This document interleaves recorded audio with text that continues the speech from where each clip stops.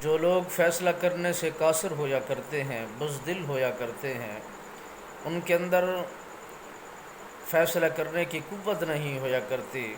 تو ان سے توقعات نہیں رکھی جاتی، کیونکہ وہ خود کمزور ہیں، تو دوسروں کو بہترین خوبصورت کیسے بنائیں گے اور دوسروں کو طاقتور کیسے بنائیں گے جب بندہ خود ہی اپنا آپ ہی کمزور ہو اور بزدل ہو، فیصلہ کرنے سے قاصر ہو، تو لوگوں کو ہدایت وہ کیا کر سکتا ہے؟ اور جب انسان طاقتور ہوتا ہے، اگر اس کے پلے کچھ بھی نہ ہو، زبان میں، اخلاق میں، انداز میں، قوت میں مضبوط ہو، تو بڑے بڑوں کو ہرا دیتا ہے، بڑے بڑوں کو شکست دے دیتا ہے۔ جب اس کی ایمان کی حرارت بھی اتنا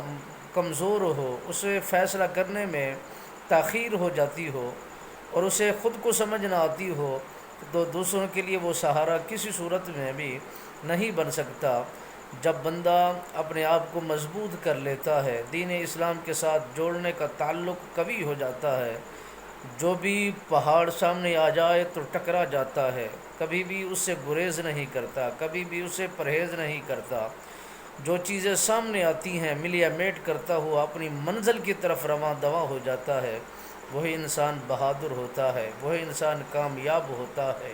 وہی انسان اپنی منزل کو چھو لیتا ہے، وہی انسان اپنی منزل مقصود تک پہنچ جاتا ہے۔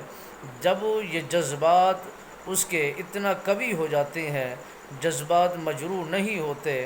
جذبات قوی ہوتے ہیں، تو وہ انسان اپنے مقاصد میں، اپنی منزل تک پہنچنے کی